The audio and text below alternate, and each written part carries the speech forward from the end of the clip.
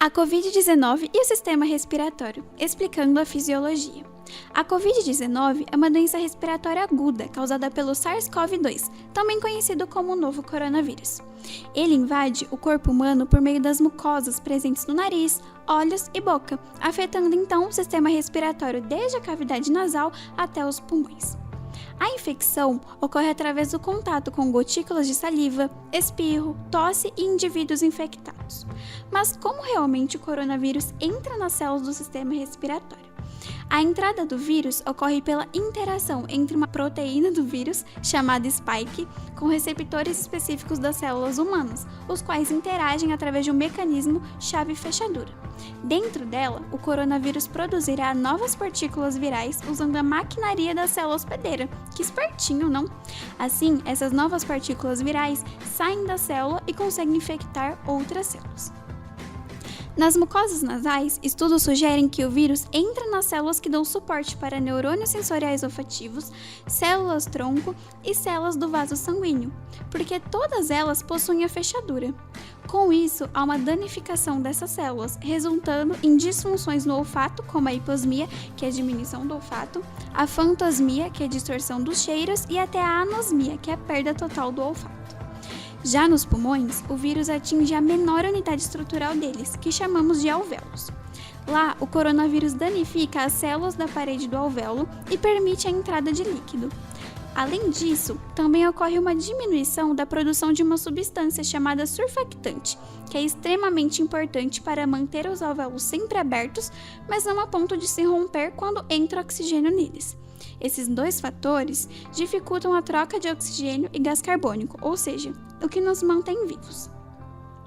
Os sintomas mais comuns que são possíveis de observar no sistema respiratório são tosse seca, que é causada pela inflamação das células do sistema respiratório e a tentativa do organismo de mandar embora essa substância estranha, a hiposmia ou anosmia, que é a perda parcial ou total do olfato respectivamente, e a falta de ar, que é causada pela lesão dos alvéolos e o acúmulo de líquido nos pulmões.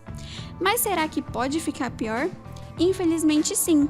Quando tem a presença de muito líquido nos alvéolos, comprometendo o local onde ocorrem as trocas gasosas, temos então a pneumonia.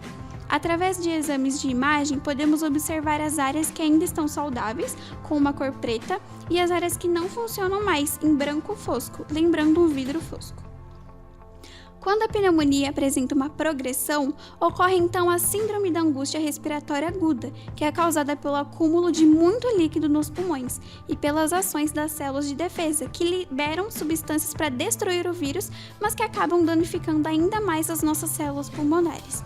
Dessa forma, temos a falta de ar mais acentuada e a necessidade de intubação do paciente. Outro fator muito importante que também ocorre em nossos pulmões é o que chamamos de fibrose pulmonar difusa, onde as células que foram danificadas são substituídas por um tecido mais rígido, gerando dano irreversível para a respiração. Então, é importante saber que o tratamento irá depender da gravidade da doença, sendo classificado em casos leves, moderados e graves.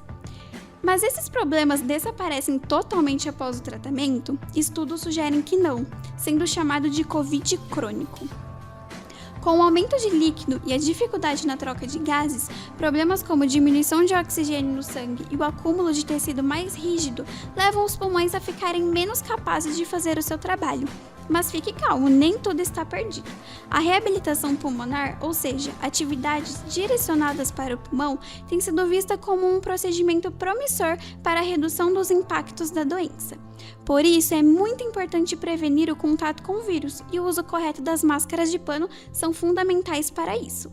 Elas permitem a passagem de ar, mas barram as partículas aquosas que eliminamos ao tossir, respirar ou falar. Mas será que a máscara reduz a entrada de ar nos pulmões?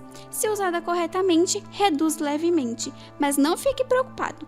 O organismo recompensa essa pequena perda, estimulando a respiração. Isso quer dizer que respiramos mais vezes em um minuto, mantendo constante os níveis de oxigênio no corpo.